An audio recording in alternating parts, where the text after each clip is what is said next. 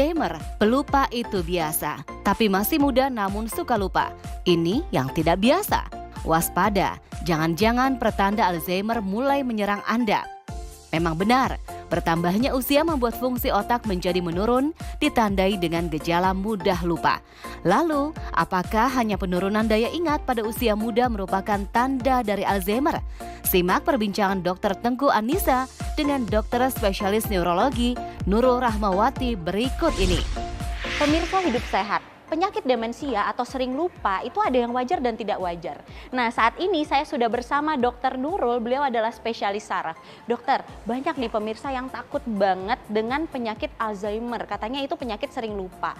Nah, kira-kira apa sih itu Alzheimer? Yang pertama saya jelaskan dulu, Alzheimer merupakan bagian dari penyakit demensia. Nah, demensia di sini ada 5 jenis. Yang pertama demensia Alzheimer, kemudian demensia vaskular, demensia frontotemporal, kemudian ada demensia Lewy bodies, dan terakhir adalah demensia campuran. Gimana sih cara kita bisa membedakan? Tadi kan demensia ya, berarti sering adanya hilang memori atau lupa gitu. Gimana cara kita bisa membedakan ini suatu sering lupa yang normal atau ini sering lupa yang sudah dikatakan penyakit gitu, Dok? Oke. Demensia ini merupakan gangguan memori disertai dengan gangguan activity daily living. Jadi kesehariannya pasien itu akan berubah.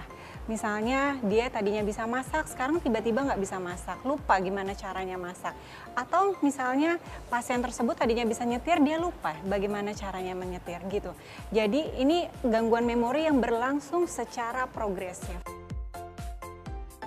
Nah, Dokter Nurul, jadi gimana sih ceritanya demensia itu bisa terjadi? Jadi apa aja faktor-faktor yang bisa menyebabkan si Alzheimer ini? Oke, yang pertama faktor risikonya adalah usia. Semakin bertambahnya usia, lebih dari 65 tahun memiliki risiko 2 kali lipat terjadinya demensia. Oke, berarti lebih dari 65 tahun usia tua semakin meningkat ya, Dok? Benar, iya. Yang kedua adalah faktor risiko vaskular, di mana pasien-pasien tersebut misalnya dia punya hipertensi, kemudian punya kolesterol, asam urat, dan sebagainya. Yang ketiga, faktor risikonya adalah laki-laki dan perempuan. Ternyata wanita itu memiliki risiko lebih tinggi daripada laki-laki. Berarti tadi ada jenis kelamin, terus ada usia. Benar. Nah, bagaimana dengan keturunan, Dok? Iya, keturunan juga memiliki resiko terjadinya demensia Alzheimer. Dia terjadi mutasi genetik di mana beberapa kromosom akan berubah genetiknya, seperti itu.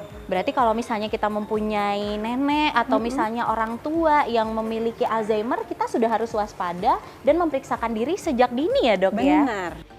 Dokter Nurul, bagaimana dengan orang-orang yang sudah terlanjur memiliki penyakit demensia? Apakah bisa diobati dan bagaimana kira-kira cara pengobatannya, Dok? Oke, yang pertama saya jelaskan dulu bahwa penyakit demensia Alzheimer ini merupakan penyakit degeneratif. Artinya seiring bertambahnya usia, klinisnya semakin buruk, Dokter Nisa. Iya, sehingga memang penyakit Alzheimer ini belum bisa disembuhkan. Tapi bisa kita hambat perburukannya. Jadi bagaimana sih caranya agar penundaan terjadinya demensia ini gitu, Dok? Tadi kan ada dokter sempat bilang ya kalau demensia ini tidak bisa diobati namun bisa ditunda. Nah, bagaimana caranya, Dok? Yang pertama sebenarnya bukan nggak bisa diobatin, kita bisa memperlambat. Jadi dokter akan memberikan obat-obatan berupa vitamin otak. Yang kedua bisa dilakukan modifikasi gaya hidup dengan cara pola hidup sehat. Olahraga, kemudian makan makanan yang bergizi, hindari kopi atau mungkin hindari juga merokok, seperti itu. Nah, selain itu kita bisa melakukan latihan otak gitu. Latihan otak misalnya sering diskusi atau misalnya kita sering isi TTS, atau sering membaca gitu. Oke, berarti memang sangat diperlukan support keluarga ya, Dok, ya, untuk pasien-pasien ini? Iya, support keluarga sangat diperlukan untuk pasien-pasien Alzheimer. Dokter Nurul, jadi banyak fakta mitos yang beredar nih di masyarakat seputar penyakit Alzheimer ini. Salah satunya adalah banyak masyarakat yang berpikir bahwa Alzheimer hanya diderita oleh pasien-pasien berusia 65 tahun ke atas. Ini fakta atau mitos? Fakta. Ya, jadi memang demensia ini terjadi pada usia lebih dari 65 tahun. Dan lebih dari 85 tahun memiliki 50% terjadinya demensia Alzheimer. Oh, berarti semakin meningkatnya usia, penyakit ini semakin memungkinkan untuk diderita ya, Benar, Dok, ya? iya. Selanjutnya di Dokter Nurul, banyak juga masyarakat yang beranggapan bahwa penyakit Alzheimer ini bisa dicegah dengan latihan otak. Ini fakta atau mitos? Itu fakta. Jadi memang demensia itu bisa diperlambat dengan latihan otak. Dengan cara kita berdiskusi, kemudian sering membaca, kemudian kita isi TTS, atau latihan-latihan otak lain yang sifatnya menghafal.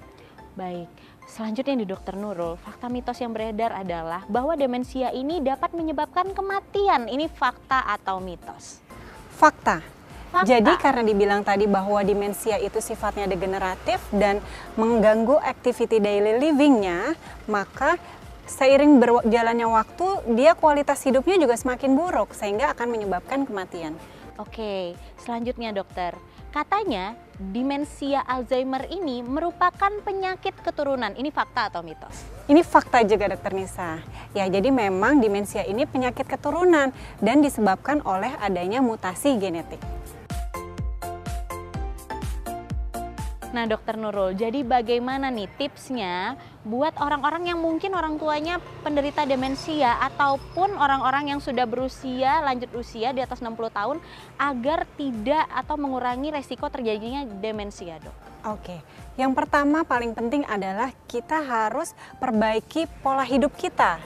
Kita harus hidup sehat, olahraga, hindari ngopi, hindari merokok, dan jika ada penyakit tertentu misalnya darah tinggi, diabetes, kolesterol, asam urat, dan sebagainya, kita harus segera cek ke dokter dan rutin minum obat.